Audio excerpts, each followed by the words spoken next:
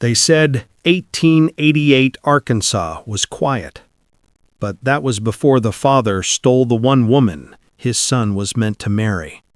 The dust didn't just rise that morning, it trembled. Like the earth itself knew something wicked was crawling toward the town of Redwater, a town where secrets grew quicker than crops and sins lasted longer than bloodlines. He arrived at dawn, a young man named Elias Crow, tall, soft-spoken, carrying a small wooden box tied with a worn ribbon. Inside it, a ring meant for the woman he loved, a woman waiting at the edge of his future, a woman he was ready to die for. But as Elias stepped off the old wagon, something felt wrong. The road looked the same. The trees still whispered in the wind, but the air around him thickened, like someone was watching, like something was watching. Redwater had always been haunted, but not by spirits, by people, by choices, by desires that could tear a family apart. Elias walked toward the farmhouse he hadn't seen in months. He'd left to earn money for the wedding, and now he was back, heart full, dreams burning bright. But the man waiting inside that house was not the father he remembered. Colonel Nathaniel Crow, a man feared more than respected, a man who controlled the town with a stare, a man who, in Elias's absence, had changed, untouched by age, sharpened by something darker.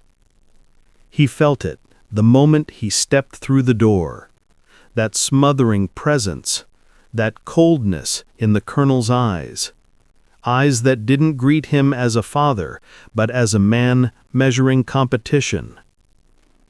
Elias spoke her name softly, Mary, the love of his life, the woman he planned to marry in spring, the woman he believed was waiting for him. But the colonel's jaw tightened, his fingers twitched, his silence stretched, too long, too heavy, too dangerous. And Elias realized something chilling. His father knew something he wasn't saying, something that would claw apart everything Elias believed. The storm hadn't begun, but the air carried the first crack of thunder. Love can survive distance, but it can't survive betrayal born inside your own home. Elias tried to smile through the tension, but the colonel's silence felt like a hand around his throat. The house smelled the same, old wood, tobacco smoke, and cold iron, but something was missing, something warm, something living. Mary! Elias scanned the room for any sign of her shawl on the chair, her hair ribbon on the table, her laughter hiding in the corners. But nothing, not a single trace she had ever been there. The colonel finally spoke, his voice low, steady, too steady. You came home early. Not welcome home, not son, just a statement carved from stone. Elias forced a breath. I wanted to see Mary. A flicker, barely there, moved across the colonel's eyes. A flicker Elias had never seen before. Possession, jealousy, hunger. But he didn't understand it, not yet. The colonel stepped closer, boots echoing like gunshots across the wooden floor. He poured himself whiskey, the glass shaking just enough to betray him, and then he said something that froze the room. Mary isn't here. He blinked, waiting for the rest, the explanation, the reason. But none came. Where is she? His voice cracked, a worry he hadn't felt before tightening inside him. The colonel's jaw clenched, A muscle twitched. His fingers gripped the glass like he wanted to crush it. And then he said something that froze the room. Mary left. 2 words, sharp as a knife, cold as river ice. Elias felt the world tilt. Mary wouldn't leave. Not without word. Not without him. Not when they'd promised each other the future. He stepped closer to his father. Left with who? Silence. Heavy. Thick. Dangerous. The colonel didn't answer, didn't look at him, didn't blink. Instead, he stared at the wall like the truth was carved into it and he was fighting not to read it aloud. The realization hit Elias like a bullet. The colonel wasn't hiding where Mary went. He was hiding with who? And deep inside Elias's chest, the storm finally cracked open. Want next? Like, share, comment your theories, and subscribe so you don't miss the next. Elias thought the worst had passed, but the truth was just starting to claw its way out of the dark. The silence stretched so long Elias could hear his own heartbeat, loud and angry, shaking inside his ribs. The colonel took another drink. A long one. A guilty one. Whiskey dripping down the edge of his beard like he was trying to drown something inside himself. Elias stepped closer, voice sharper now. Father, who did she leave with? Still nothing. Just that haunted stare. That stare of a man who'd done something he could never undo. The wind outside slammed the porch door, and for a moment the noise startled the colonel, a flinch Elias wasn't used to seeing. The colonel didn't flinch from anything, not storms, not men, not even death. So why this? Elias ran a hand through his hair, frustration burning hot in his chest. Did someone take her? Was she forced? Why aren't you saying anything? Still, the colonel remained stone. Then Elias noticed something. A small detail, subtle, but damning. A golden hairpin on the mantel. Mary's.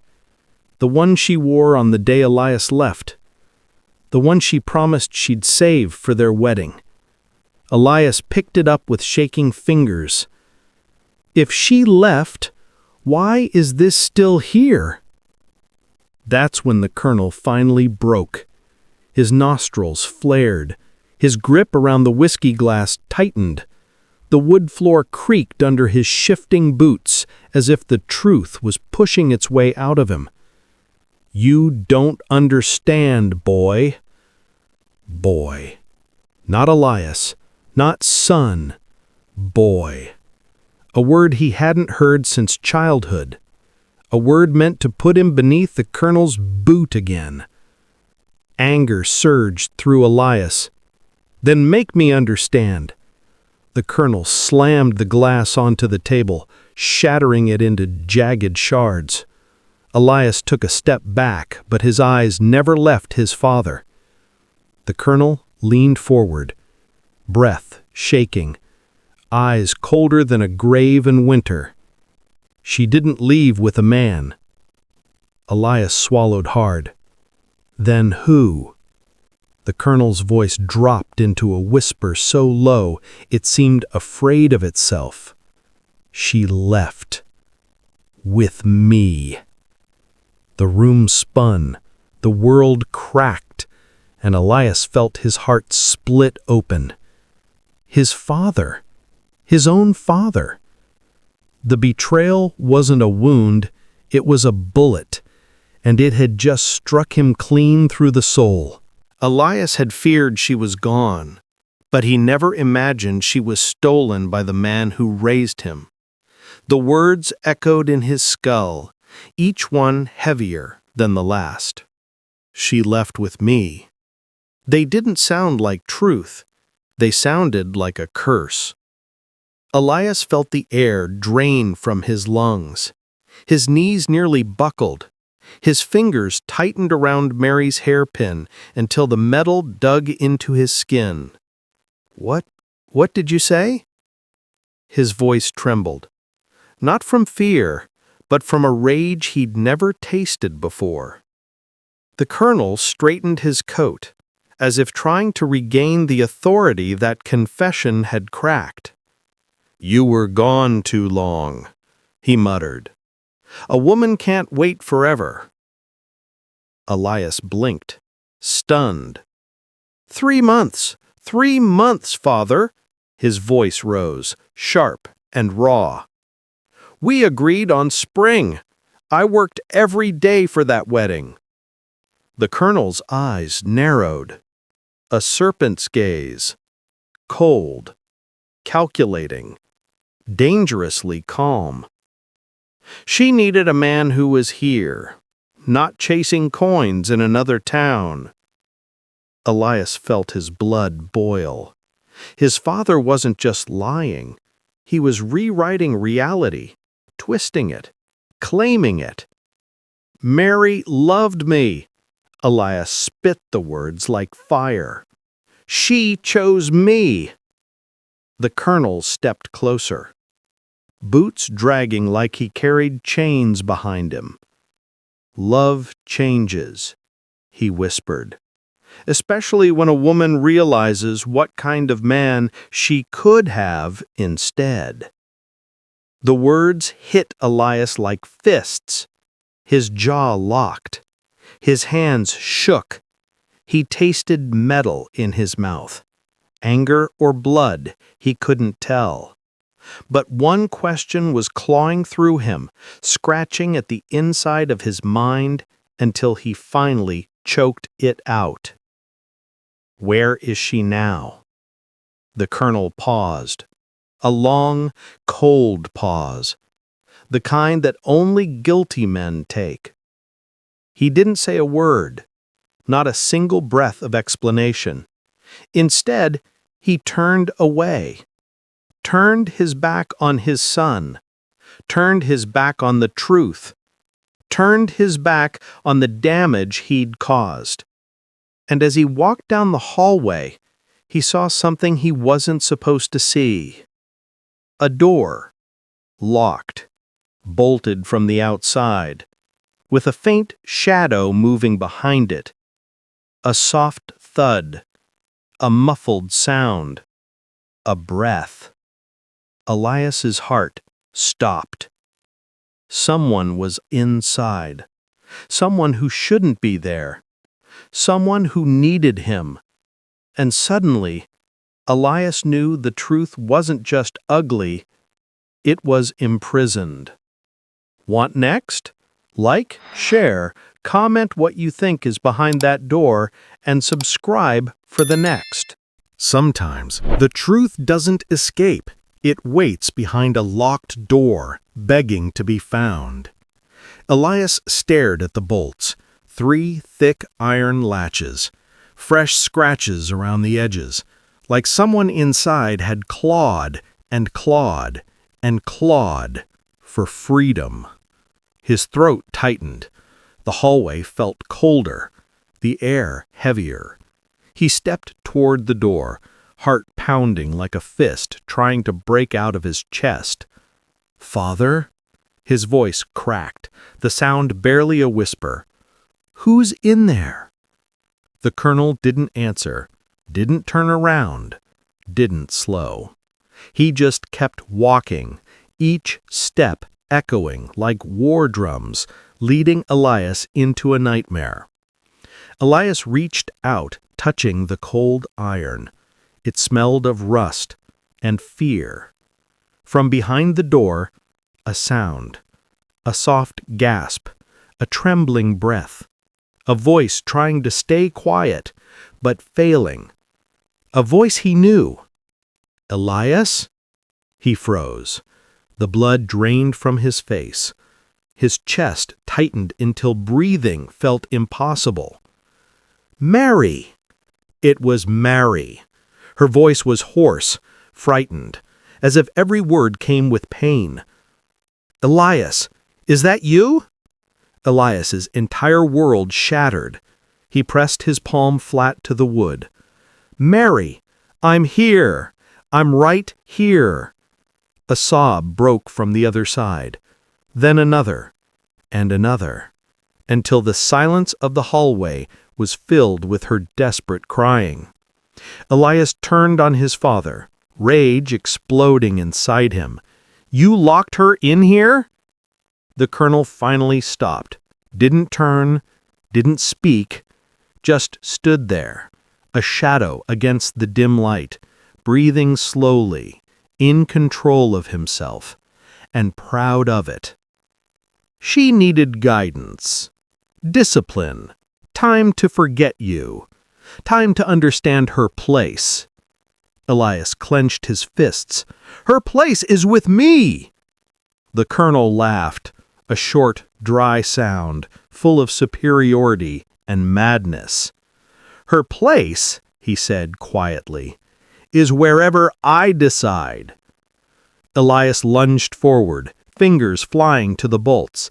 He yanked at the first one, stiff. He pulled the second, rusted. The third, tight as a prison lock. Mary whimpered again, her voice trembling. "Elias, please!" His muscles shook, his jaw clenched, his heart burned. He wasn't just fighting a door. He was fighting a father who had turned into a monster. And he wasn't losing. Not now. Not ever. Want next? Like, share, comment your thoughts, and subscribe to continue the story. When a father becomes the jailer, the son becomes the storm that breaks the lock. Elias gripped the final bolt, hands trembling with fury, fire burning through his veins like he'd swallowed lightning. The metal refused to move. Rust fought him. Time fought him. But he kept pulling. With every memory of Mary's smile, every promise he made, every moment stolen by the man behind him.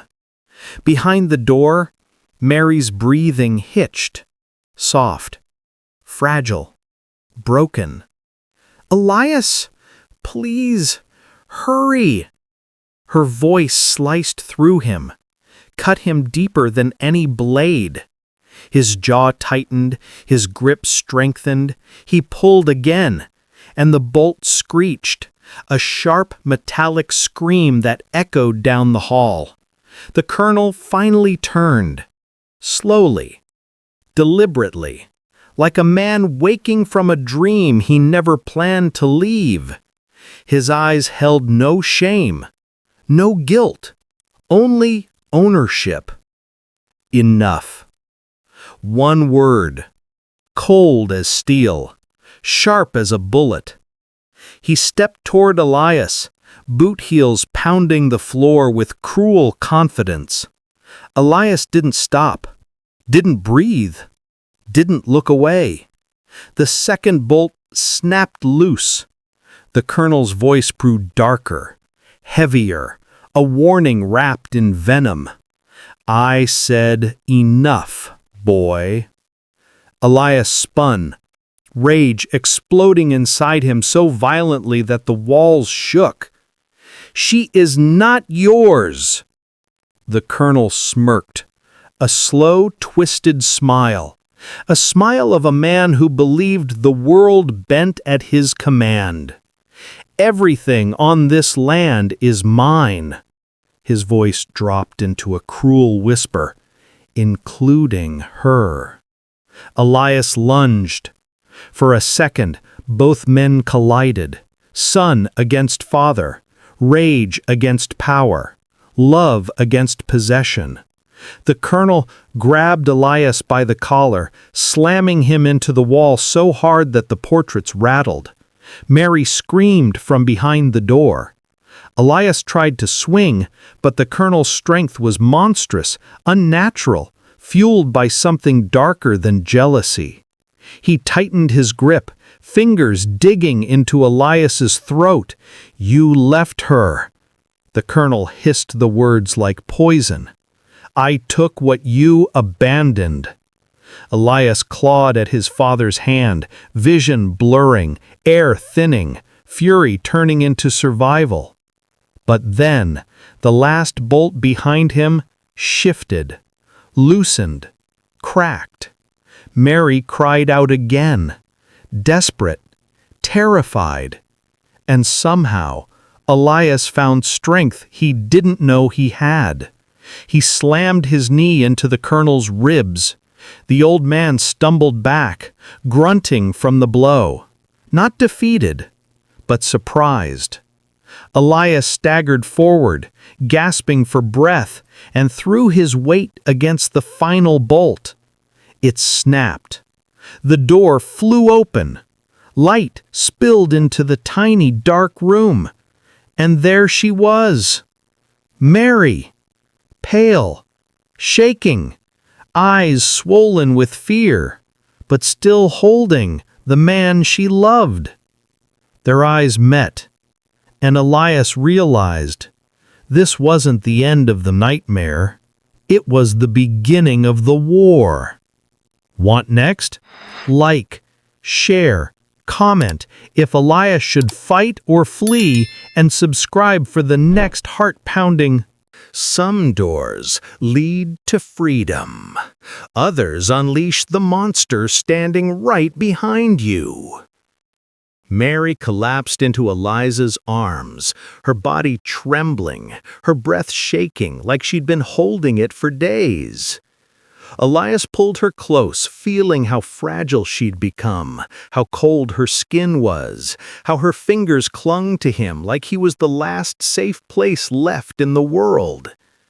"You came back," she whispered, voice cracked with exhaustion and fear.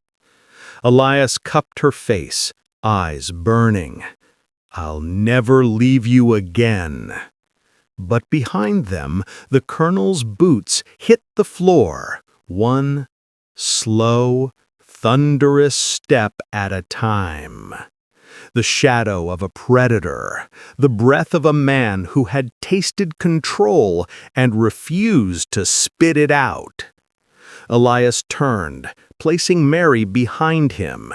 His chest rose and fell, each breath sharp as a blade.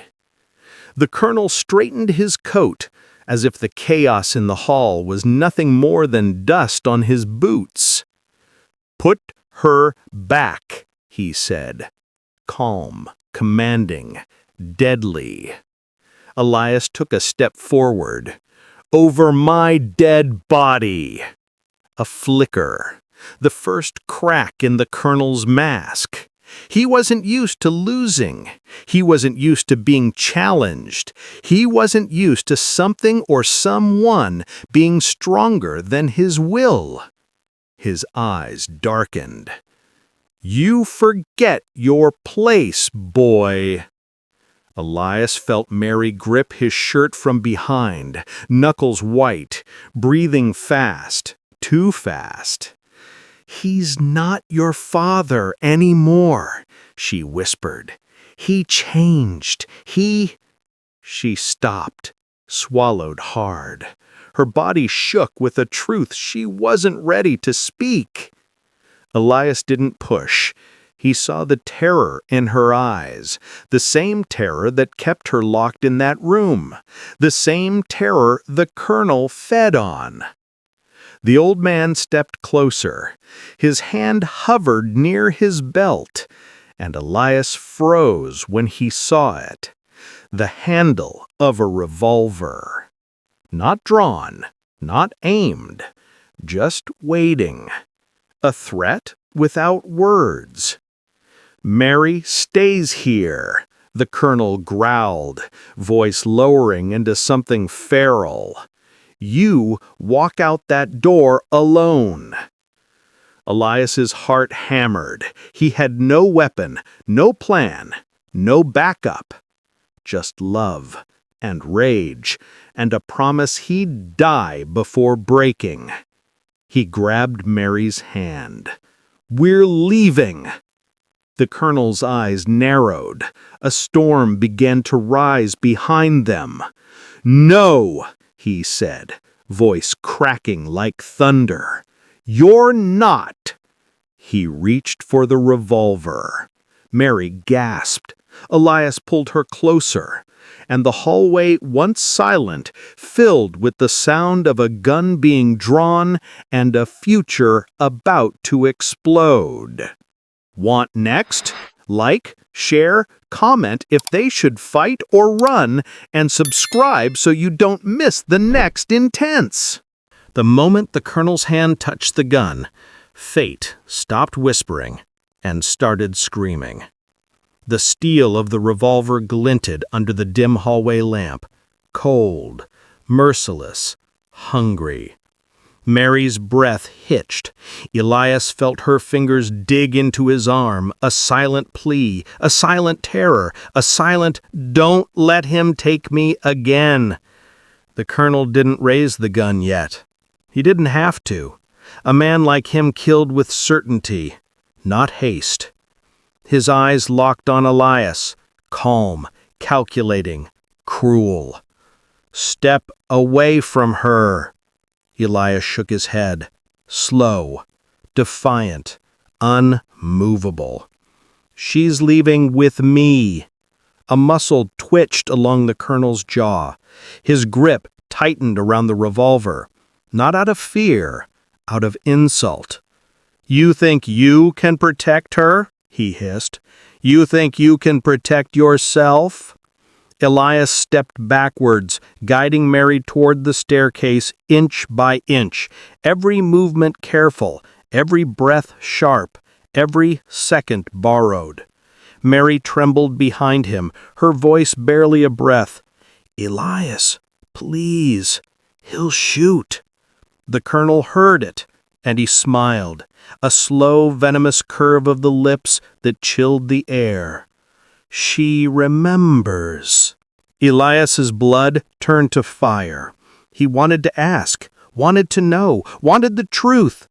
But the fear in Mary's shaking body told him one thing. Some truths weren't meant to be spoken in the presence of monsters. Another step back. The stairs were close.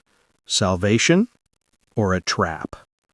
The colonel finally lifted the revolver, just a few inches, just enough to show intent, just enough to own the room again.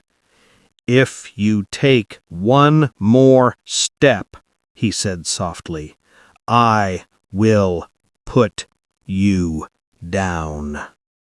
Elias swallowed. His mind raced. His heart pounded so loudly he swore the walls could hear it. Mary clung to him. "Don't leave me." He turned his head slightly, enough for her to see his eyes. Never. Then something happened, something none of them expected. The old floorboard under the colonel's boot shifted just a little, just enough to make him adjust his stance, just enough to throw off his aim for half a second. A half-second Elias needed. He grabbed a nearby lantern from the wall, hurling it toward the colonel's hand. Glass shattered, oil splashed. The colonel stumbled back, the revolver slipping from his grip and clattering across the floor. Mary screamed. Elias grabbed her wrist. "Run!" They bolted toward the stairs, feet pounding, hearts racing, the colonel roaring behind them like a wounded beast burning with rage. Down the stairs, through the narrow hall, toward the front door. But before Elias could reach it, a gunshot exploded behind them. Loud, violent, final. Elias jerked to a stop. Mary froze. Smoke curled from the colonel's gun. He had retrieved it. And Elias felt something warm spread down his side. He looked down. Blood. His blood. The world tilted. Mary screamed his name. The colonel cocked the gun again, aiming to finish what he started. And Elias, barely standing, looked death in the eyes. The storm hit without warning, a single crack of thunder. Then the whole world seemed to split open. Inside the tiny room, he froze. her message still glowing on the screen. 8 words that punched him harder than any failure ever had. "I know what you're hiding. We need to talk." His throat tightened. His heartbeat turned violent. Because she wasn't supposed to know anything. Not yet. He stepped outside. The streets were silent, soaked, trembling with the kind of darkness that makes your bones whisper, "Turn back." But he couldn't. Not now.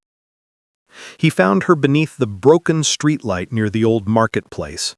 Her hair was wet, her eyes were sharp, and her hands shaking. She looked at him like he was a stranger. "Why didn't you tell me?" she whispered. He wanted to lie. He wanted to run. He wanted to disappear.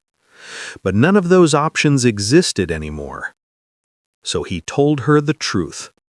Piece by piece, like peeling skin off a wound. How the numbers weren't just numbers. How the opportunity wasn't just a strategy. How success came with a price he had never planned to pay. Her breath caught. Lightning flashed. Then she stepped toward him, slow, cautious, like approaching something dangerous. "You're not the villain," she said, "but you are becoming one." Those words cut deeper than any accusation. Before he could respond, a loud crash erupted behind them, metal twisting, glass exploding. A car swerved, skidding across the wet road, heading straight for them. He grabbed her wrist and pulled her aside just in time. The car missed them by inches, slamming into a pole and bursting into flames. The world turned orange. Sirens echoed in the distance.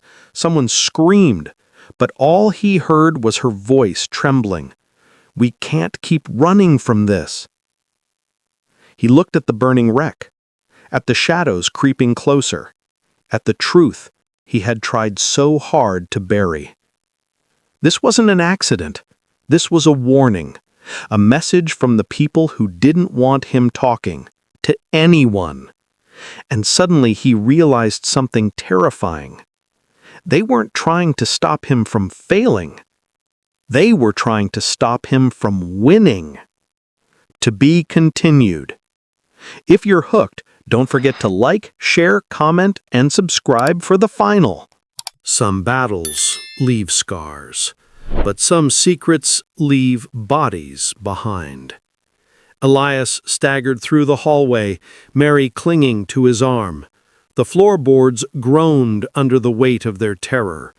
The colonel lay slumped against the wall, blood seeping into the polished wood. His eyes, wide, unseeing, still burned with fury. Elias's chest heaved. He tasted copper on his lips. His hands shook from adrenaline, fear, and the heat of what he had just done. He had defeated the monster, but the victory felt hollow. The house smelled of gunpowder, sweat, and betrayal. Everything he loved had been stained. Mary whispered his name, soft, broken. Her hand found his, squeezing it like a lifeline. Is it over?" Elias wanted to say yes. He wanted to believe it. But deep down, he knew the storm wasn't gone. It had only moved beyond the walls of the Crow estate, to the town that had watched in silence, to the people who whispered behind closed doors. Outside, dawn was bleeding across the sky, orange and red like fire licking the horizon. Elias and Mary stepped onto the porch, dust and blood sticking to their clothes. The silence of Redwater pressed down on them, the kind of silence that carries secrets better than screams ever could. Elias looked down at his father one last time, the man who had stolen the life meant for his son, the man who had become a legend of fear. And he realized the story wouldn't die with him. The whispers would follow, The fear would linger. The darkness would always wait at the edges. But for the first time, Elias held Mary close, not as a captive, not as a promise, but as a future reclaimed, as a love unbroken, as hope that could survive even the deepest betrayal. He turned to leave, each step heavy, each breath deliberate. Redwater would remember this night, and so would he. The world outside was quiet, but Elias knew one thing: freedom always comes at a cost, and tonight, that cost had been paid in blood. Mary whispered again, "We made it, together." Elias nodded. A grim smile touched his lips. The nightmare was over, but the scars would never fade. The story ends here. If you loved the dark drama, don't forget to like, share, comment your thoughts, and subscribe for more thrilling historical stories like this.